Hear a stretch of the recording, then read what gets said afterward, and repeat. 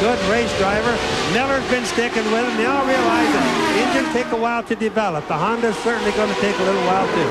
I'll tell you, Bobby Rahal is one awesome driver. I hate to see him throw away the latter part of his career on technical problems. Although if it pays off for him, it'll be fantastic, of course. He never makes a mistake. Have to remember Honda's history in Formula One and how well, once they got the program together, the engine performed.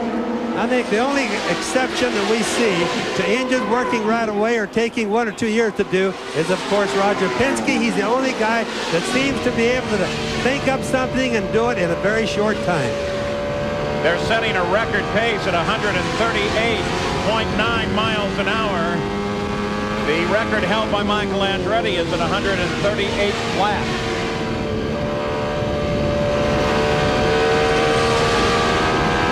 Such a view that you see off the front of Rahal's car.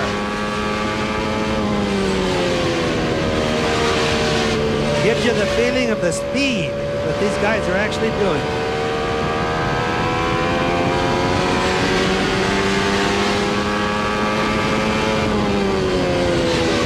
Also gives you an idea of how much faster he is in the curves than the group of cars that he's catching. Look at that. Look how high that he's running right now. He isn't getting down to the bottom. Now, even when he was by himself, of course, he's passing a car now, Sam. Inside of Mashushta.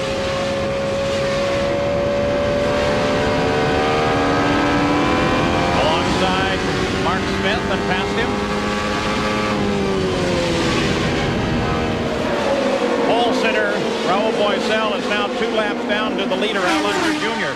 Nothing changes at the front of the field. It's still little Al Fittipaldi and Paul Tracy. And as we go up to the front of the field, Al Unser Jr., he is due to be in the pits just any time now as they split, coming around Marco Greco.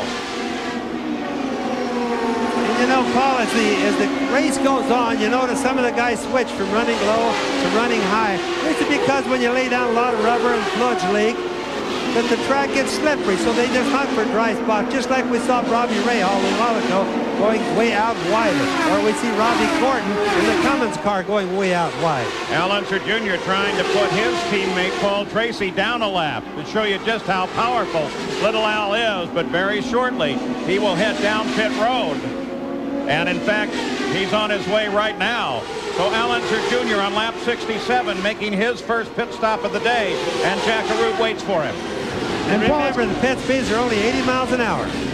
And Paul, what's going to be interesting to watch is they are going to go with sticker tires, brand new tires. Checking the rest of Team Penske, they anticipate going to scuffs. All 4 tires being changed. They'll take on a full load of fuel. This should enable them to make this a 2-stop race. 13.1 seconds, gentlemen.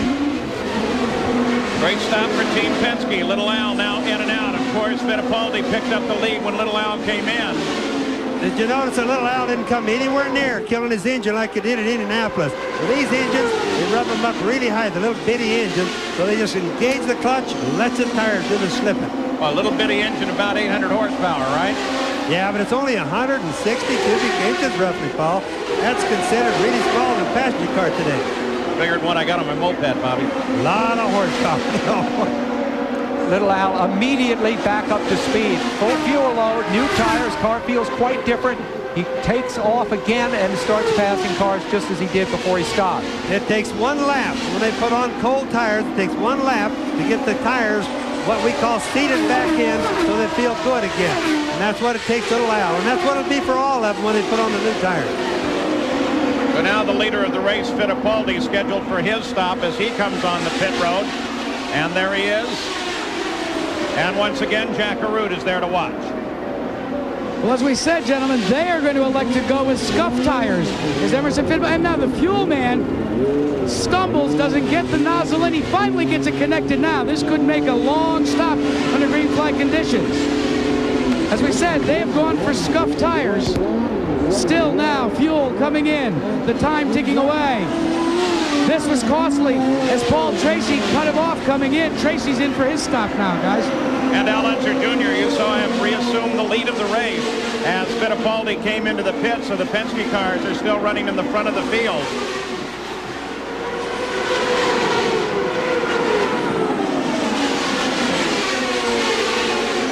And we wait, in fact, for most of the rest of the field to stop. Only the 3 leaders, the Penske cars, and Dominic Dobson and Buddy Lazier have made stops thus far.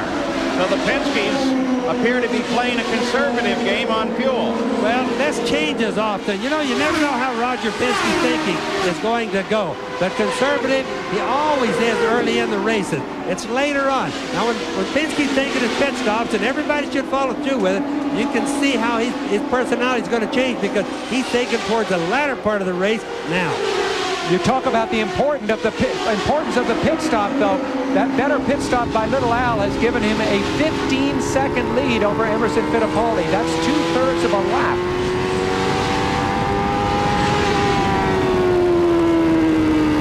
On board with Robbie Gordon. That fabulous view.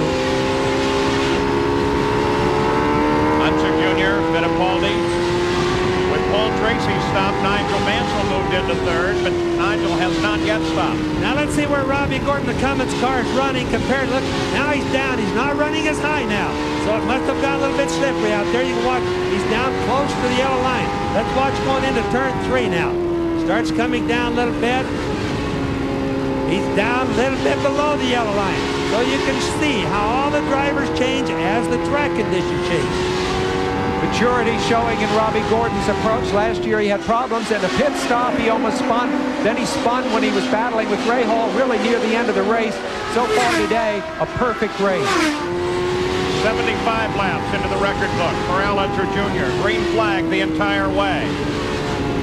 You know, it is amazing, Paul, that we haven't seen any sort of a yellow flag.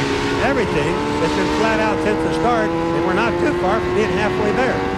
Michael Andretti on the pit road now. He's in 5th place as he heads in for his first stop of the day.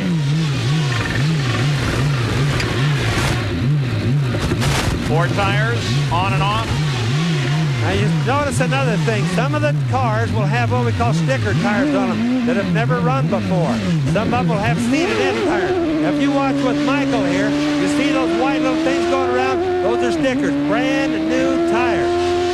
Looks like they were dialing more wing into the right front. It's actually a split wing up there, Bobby, and the outside section is what they appear to adjust. Yeah, Paul, they really have 4 wings on the front.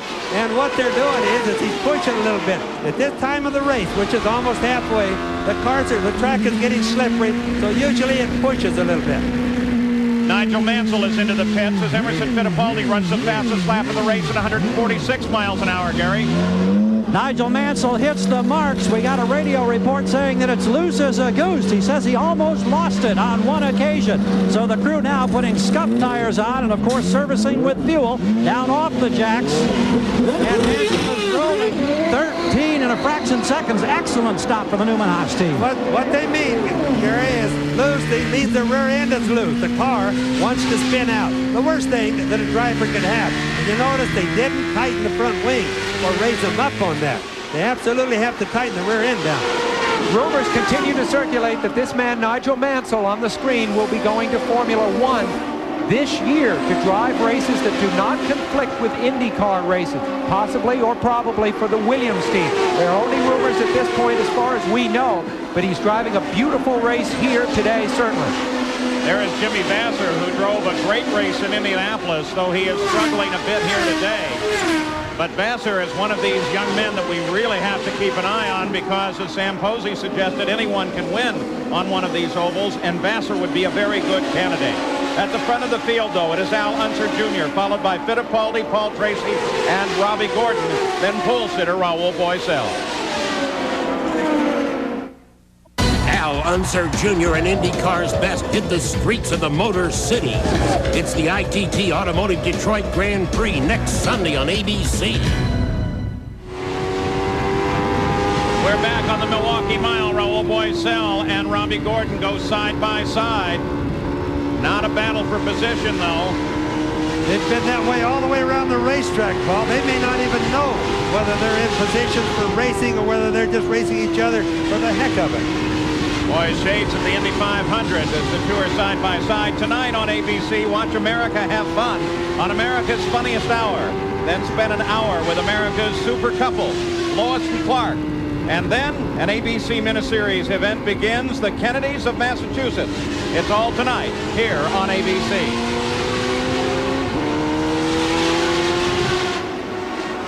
Raul Boisel, he runs in 8th place. Stefan Johansson lined up behind him, and then Jimmy Vasser breaks into the top 10. We'll give you a rundown on the entire field here. Al Unser Jr., Fittipaldi, Paul Tracy, first, second, and third. Then Mansell, then Michael Andretti, then Brian Herta in 6th. Then Boisel, Gordon, Johansson, and Vasser. That's the lineup. Only Unser Jr. and Fittipaldi run on the same lap. There's Brian Herta, A.J. Foyt's car, number 14. He's really doing a good job. You know, this is only his 2nd IndyCar race, and he just literally looks like he was born and running here. I think Foyt's found him a good boy there, Paul. He's majoring in economics at Ohio State, and you would think really that he is a professor, a very scholarly, slight-looking young man, wears glasses, the antithesis of A.J. Foyt, who takes everything so physically and is so buoyant. Brian Herta, introverted, but he's a great racing driver. You know, Sam, he has a good tendency to listen to Foyt. Foyt's a very smart race driver, knows an awful lot, and if he could transfer his knowledge over to a young man like this, I think it could really help him a lot.